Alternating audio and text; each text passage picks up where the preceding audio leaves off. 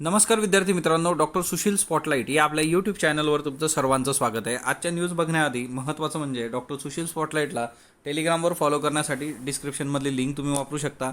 तसेच फेसबुकवर या नावाचा ग्रुपही आहे. दुसरी महत्त्वाची बाब म्हणजे या शनिवारपासून दररोज रात्री 9 वाजता दररोज नाही, दर शनिवारी रात्री 9 वाजता आपण यूट्यूब लाईव्ह करणार आहोत. बऱ्याच विद्यार्थ्यांचे बरेच प्रश्न असतात आणि कमेंट सेक्शनमध्ये असं होतं की इतक्या कमेंट्स येतात की प्रत्येकाला उत्तर देणं तिथं शक्य होत नाही. तर आपण एक संवाद साधूया ज्याच्यामधून विद्यार्थ्यांचे जे काही इश्यू असतील ते सॉर्ट आउट होतील, अभ्यासासंबंधी ऑबियस. ओके, तर फेसबुकवरचाही ग्रुप फॉलो करा. आज विनायक दामोदर सावरकर जे आहेत त्यांची जयंती आहे आणि आद्य क्रांतिकारक विनायक दामोदर सावरकर, तर यांचे इतिहासामधले जे काही रेफरन्सेस आहेत ते लगेच तुम्ही बघणं गरजेचं आहे.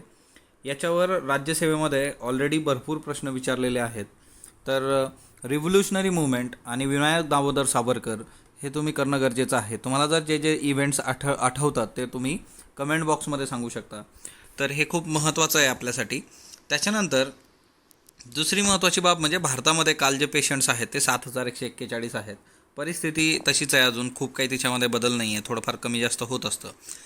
आता खरं तर जे काही केंद्राचं पॅकेज आहे आणि महाराष्ट्राला काय मिळालेलं आहे याच्यावरून वाकयुद्ध चालू आहे. आणि या वाकयुद्धामध्ये आता पृथ्वीराज चव्हाण म्हणजे पृथ्वी बाबा आलेले आहेत आपले, आणि त्यांनीसुद्धा ही जी रक्कम आहे तिची सगळी जी काही विश्लेषण करायचं आहे ते केलेलं आहे. एकंदरच आता एक गोष्ट आपण लक्षात घेऊयात, याच्यातले काही मुद्दे आपण आधी बघितले होते, पण एक गोष्ट आहे की कुठलंही पॅकेज येतं ते कशा पद्धतीने येतं किंवा त्याच्यात काय गोष्टी असतात हे आपल्याला कळलं पाहिजे. महाराष्ट्राला केंद्राकडून 2,70,000 कोटी रुपये मिळाले असा दावा विरोधी पक्षनेते देवेंद्र फडणवीस यांनी केलेला आहे. आता दुसरी महत्त्वाची गोष्ट जी आहे की पृथ्वीराज चव्हाण जे आहेत ते बिट्स पिलानी आणि त्यांचा इतिहास खूप जोरात आहे. म्हणजे अभ्यास आणि विश्लेषण हे खऱ्या अर्थाने करणारी व्यक्ती आहे ती. ओके, आता यांनी म्हटलेलं आहे की 20 लाख कोटीचं जे पॅकेज आहे त्याच्यात फक्त 2 लाख कोटी रुपयेच रोख रक्कम आहे आणि बाकीचं जे पॅकेज आहे ते कर्जाच्या रूपाने दिलं जाणार आहे. आणि या 2 लाख कोटीमध्ये जवळपास महाराष्ट्राला मिळू शकतात किती, 20,000 कोटी रुपये रोख मिळू शकतात. याचा अर्थ असा नाही की बाकीचे मिळणार नाहीत, बाकीचे मिळतील, पण ते कर्जाच्या ह्याच्यात आहे. रोख कॅश तुम्हाला लगेच खर्च करण्यासाठी 20,000 कोटी रुपयापर्यंत मिळू शकते.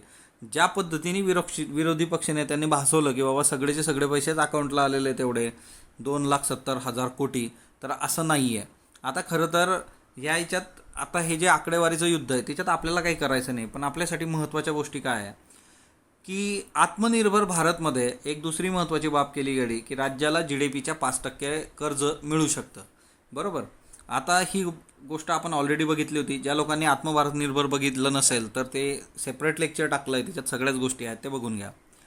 राज्यांना ऑलरेडी GDPच्या 3% कर्ज घेण्याची मुभा आधीपासून होती. आता ती 2% वाढवून 5%पर्यंत केलेली आहे. तिच्यात पण हे जर तुम्हाला हवं असेल तर काही अटी टाकलेल्या आहेत तर केंद्र सरकारने, ते सहजासहजी नाही आहे.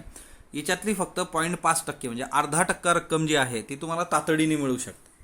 बाकीच्या 1.5% रकमेसाठी तुम्हाला 4 अटींचं पालन करायचं आहे. त्या 4 अटी कुठल्या आहेत त्या तुम्ही मला कमेंट बॉक्समध्ये सांगा, कारण त्या आपण रिवाईज केलेलं आहे ऑलरेडी, ते बघितलेलं आहे. तुम्हाला आठवतं का बघा. आता ब्रिटनमध्ये कोविड-19मुळं राजकारण बरंच तापलेलं आहे, कारण टाळेबंदी असताना टाळेबंदीचे सगळे नियम जे आहेत ते धाब्यावर ठेवून ब्रिटनचे जे पंतप्रधान आहेत बोरिस जॉन्सन यांचे सल्लागार आहेत डॉमिनिक कमिन्स. ओके, आता हे खूप मोठं असल्यामुळे एक क्लिअर दिसणार नाही, पण त्यांचे डॉमिनिक कमिन्स नावाचे सल्लागार आहेत. त्यांनी काय केलं की ते त्यांच्या आईवडिलांना भेटण्यासाठी दुसऱ्या शहरात गेले.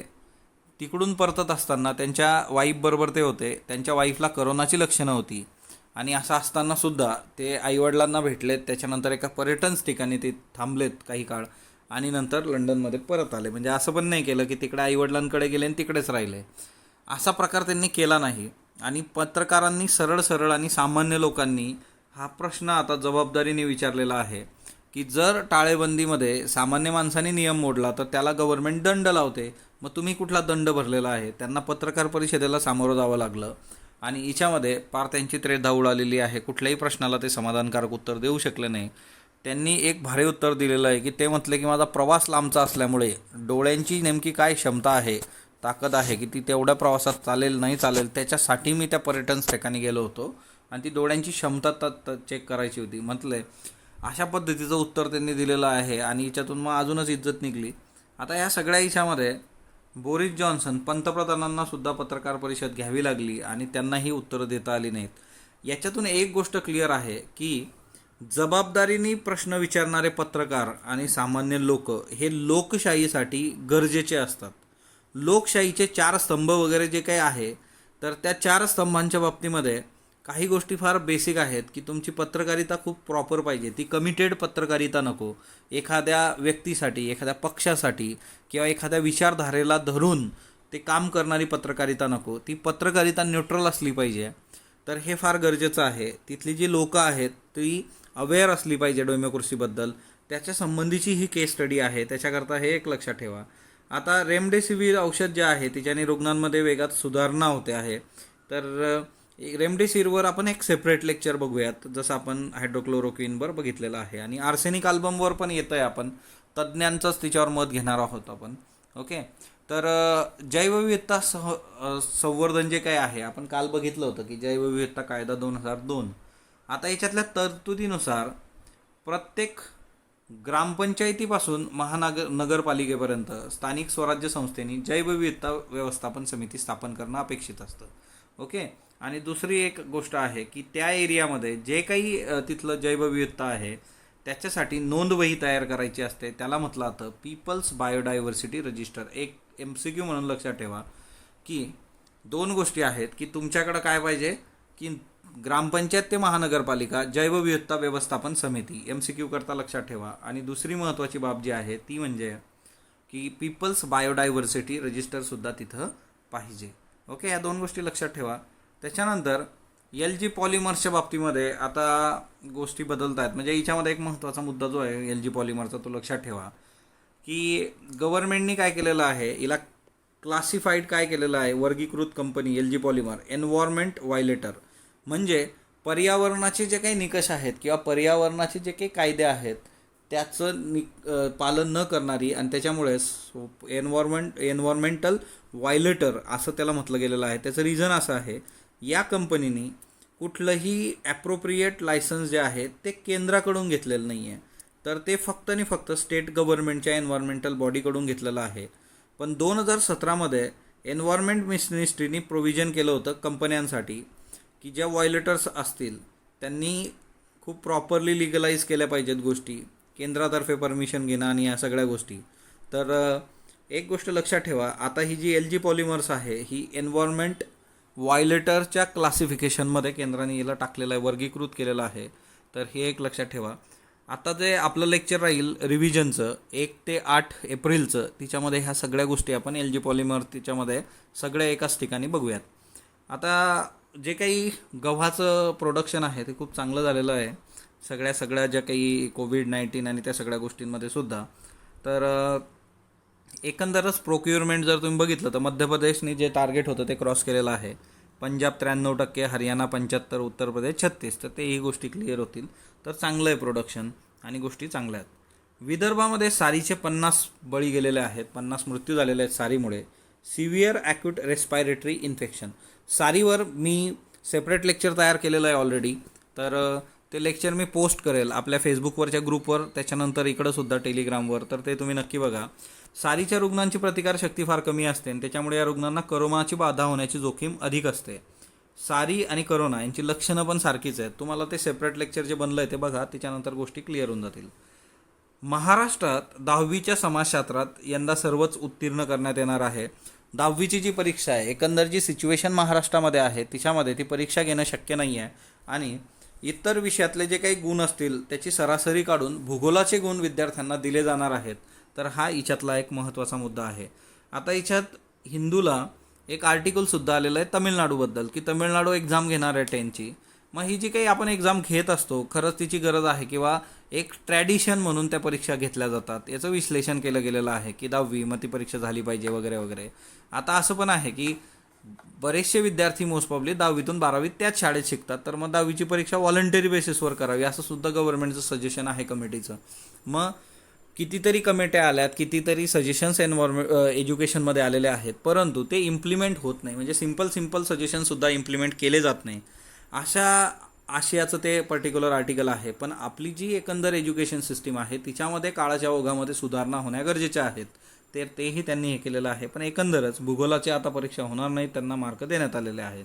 बऱ्याचशा विद्यार्थ्यांना खूप आनंद झाला असणार आहे याच्यामुळे आणि कुणालाही फेल केलं जाणार नाही. फक्त मुद्दा एवढाच आहे की जे सगळ्या विषयात फेल असतील त्यांचं सरासरी कशी करणार ही लोक बघूयात. आता टोळधाड नियंत्रणासाठी राजस्थानमध्ये ड्रोनचा वापर. आता हे टोळधाड जे आहे त्याच्या संबंधी एक सेपरेट लेक्चर आपण बघूयात.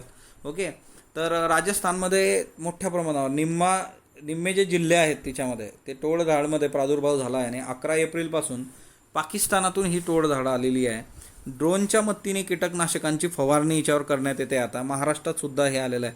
हे टोळ काय असतं ना, टोळ म्हणजे नाकतोडा असतो ना, तसलं प्रकरण आहे. ओके, आणि ते वेगवेगळ्या प्रकारचे असतात आणि ते मोठ्या प्रमाणात पिकांचं नुकसान करतात. तिच्यामुळे अन्न सिक्युरिटीचा मुद्दा समोर येतो. त्याच्यानंतर संरक्षणामध्ये तेजस लढाऊ विमान जे आहे ते हवाई दलाच्या स्क्वॉड्रन क्रमांक 18 सामील झालेलं आहे. भारतीय हवाई दलाने तेजस हे पहिलं हलकं लढाऊ विमान जे आहे ते फ्लाईंग बुलेट्स नावाने ओळखल्या जाणाऱ्या 18 क्रमांकाच्या स्क्वॉड्रनमध्ये सामील केलं. तेजस जे बनलेलं आहे ते Hindustan aeronautics limited HAL Bengaluru येथे बनलेलं आहे. त्याच्यानंतर तेजस MK1 स्वदेशात निर्मित 4थ्या पिढीचं बिना शेफ्टीचं डेल्टा विंग विमान आहे. हे त्याचा फोटो बघा मग तुम्हाला लक्षात येईल. त्याच्यानंतर fly by wire flight control system हिच्यामध्ये आहे. इंटिग्रेटेड डिजिटल ॲव्हिनॉनिक्स सिस्टीम तिच्यामध्ये आहे. मल्टीमोड रडार तिच्यामध्ये आहेत. आता 4थ्या पिढीतलं ध्वनितीत लढाऊ विमानांच्या गटातलं सर्वात कमी वजनाचं सर्वात लहान विमान तेजस आहे.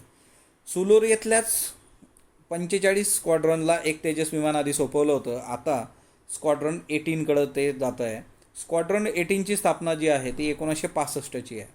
आधी ते मिग 27 विमानांचं उड्डाण करायचे. 1971मध्ये पाकिस्तानशी जे काही युद्ध झालं होतं तिच्यात सक्रिय सहभाग घेऊन काश्मीर खोऱ्याचे संरक्षक असं बिरुद त्यांनी मिळवलं होतं. 1 एप्रिल 2020 सुलरला तिचं पुनरुज्जीवन करण्यात आलेलं आहे स्क्वॉड्रन 18. तर हे लक्षात ठेवा आणि याच्यावर आपल्याला नक्कीच प्रश्न विचारले जाऊ शकतात. तेजस विमान तुमच्या समोर आहे बघा, हा ना, बिना शेफ्टीचं विमान. तर हे तेजस आहे आणि सर्वात छोटं आणि दुसरी महत्त्वाची गोष्ट ते म्हणजे काय की हलकं आहे, सर्वामध्ये भारताने बनवलेलं आहे. भारत चीन सीमावाद जो आहे त्याच्यात मध्यस्थी करण्याचा ट्रम्प यांनी प्रस्ताव दिलेला आहे. आता हे बघा, म्हणजे घरचं यांना थोडं नाही आणि हे बाहेरचं चाललं आहे. खरं तर आता जी परिस्थिती कोरोनामुळे तिथली आहे तर ते तुम्ही बघा आणि चीन असं पण तुमचं काय ऐकून घेणार आहे, विशेष नाही. भारत तरी चहा पाणी वगैरे देऊ शकतो ट्रम्प यांना, तर चीन तर विशेष नाही, ते दारातून आत पण घेणार नाही असल्या गोष्टी केल्यानंतर, सीमावादावर आम्ही काही सांगतो म्हटल्यानंतर. ओके, कारण चीन हे कोणाचंही ऐकून घेतणारं राष्ट्र नक्कीच नाही आहे. आता यांनी म्हटलेलं आहे की सध्या जो तापत असलेला सीमावाद आहे त्याच्यात अमेरिका जी आहे मध्यस्थी करण्यास तयार आहे, इच्छुक आहे आणि सक्षम आहे.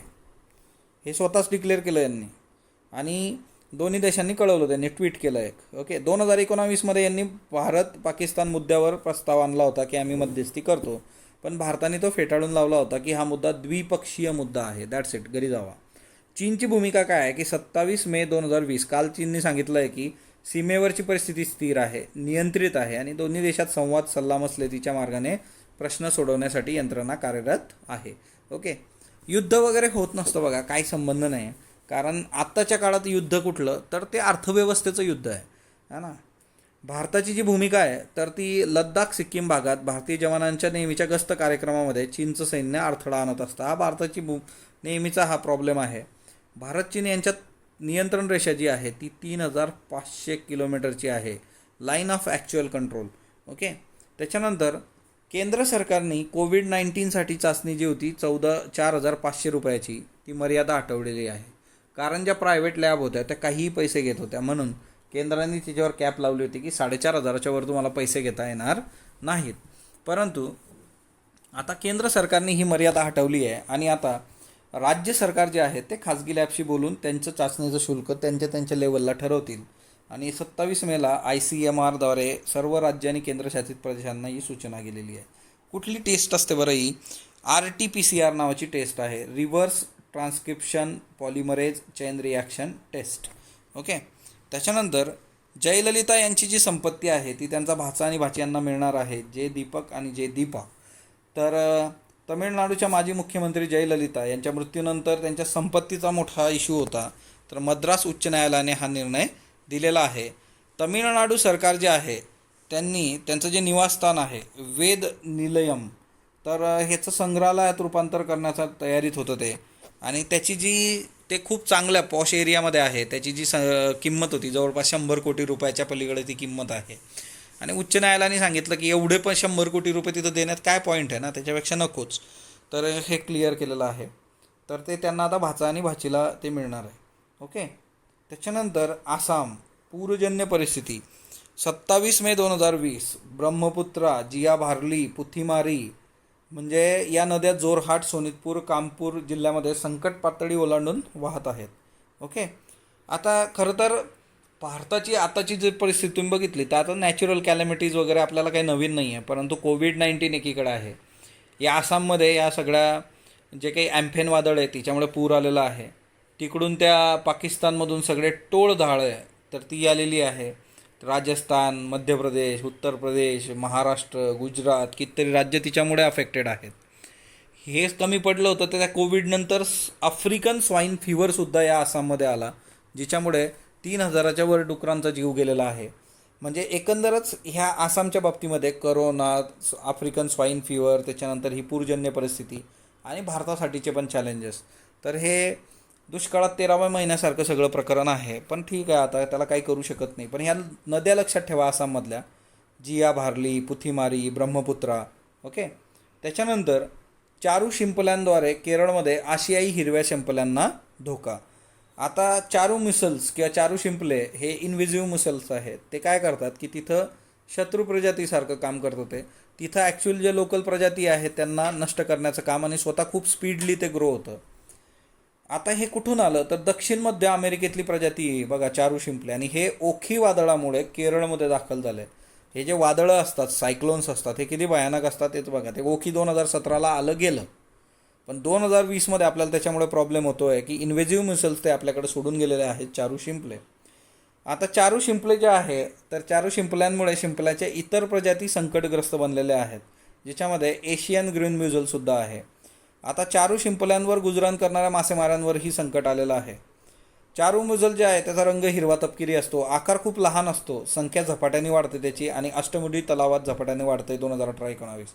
आता हे बघा, याचाही आपल्याकडं फोटो आहे. तर हा फोटो तुम्ही बघू शकता. हे चारू शिंपलं आहे बघा. हा ना, या शिंपल्यांमध्ये हे असतो जीव असतो बघा.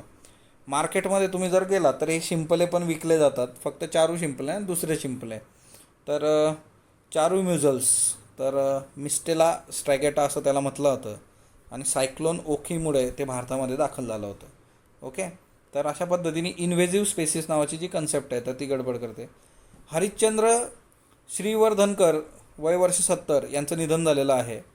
अजमल कसाबला ओळखून म्हणजे आयडेंटिफिकेशन त्यांनी केलं होतं, आणि साक्ष देणारे पहिले आणि महत्त्वाचे साक्षीदार होते.